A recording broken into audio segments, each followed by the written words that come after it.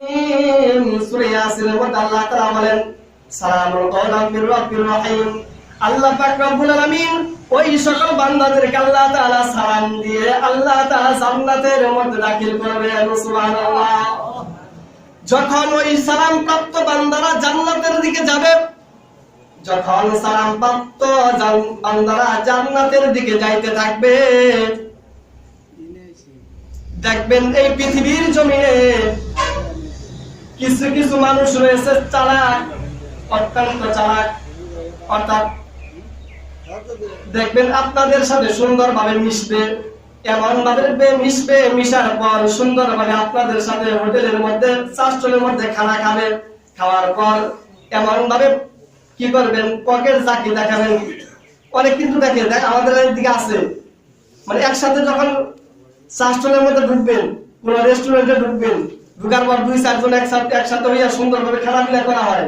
খানা পিনা করার পর মানে সুবিধাবাদী বলা হয়, এদেরকে সুবিধাবাদী বলা হয়। একসাথে সুন্দরভাবে ঢুকবে, কিন্তু আমি দেই এরকম হয় না, এরকম কিন্তু করে যে আমি দেই এইরকম ভাবে ঢুকে যায়।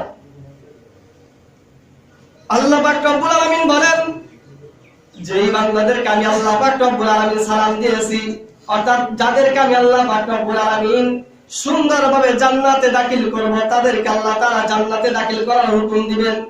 ওই সময়ের মধ্যে ওই যেই সকল বান্দা যাদেরকে আল্লাহ পাক রব্বুল আলামিন জাহান্নামের মধ্যে নিক্ষেপ করবে, শিরকি বান্দা, ওই নাফরমান বেঈমান বান্দারা কি করবে, ওই রকম ওই সালাম প্রাপ্ত বান্দাদের সাথে মিশবে, যাইয়া সালাম প্রাপ্ত বান্দাদের সাথে সুন্দরভাবে মিশবে এবং চালাকি করবে, এমন ভাবে চালাকি করবে। লক্ষ লক্ষ কোটি কোটি মানুষ, জান্নাতি মানুষ, তাদের কেত্তরের মধ্যে অর্থাৎ সাইডের মধ্যে থাকবে।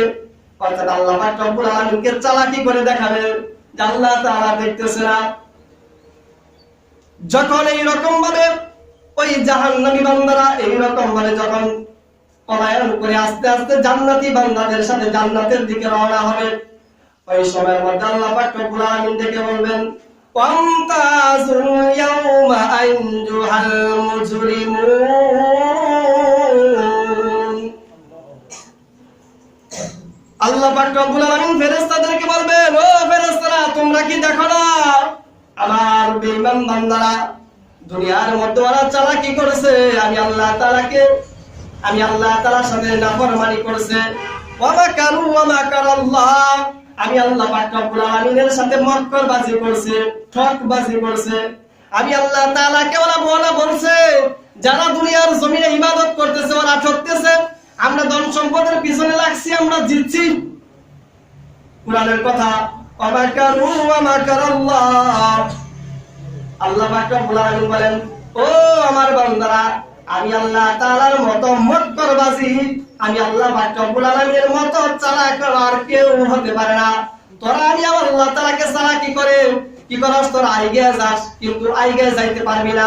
তোরা দুনিয়ার জীবনে আইগে যাইতে পারবি, কিন্তু ময়দানে মাহশরের দিন তোরা আইগে যাইতে পারবি না।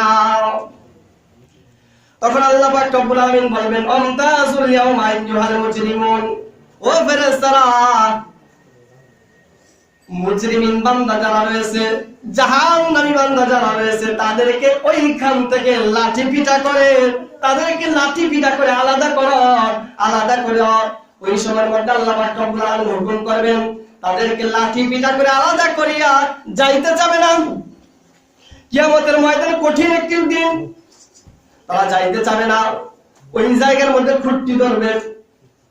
জান্নাতি বান্দারা কিন্তু রাস্তা চলতেই থাকবে জান্নাতের দিকে, আর ওই সাইড তাদের সাথেও জাহান্নামীরা যাইতে থাকবে, যাইতে যাবে না।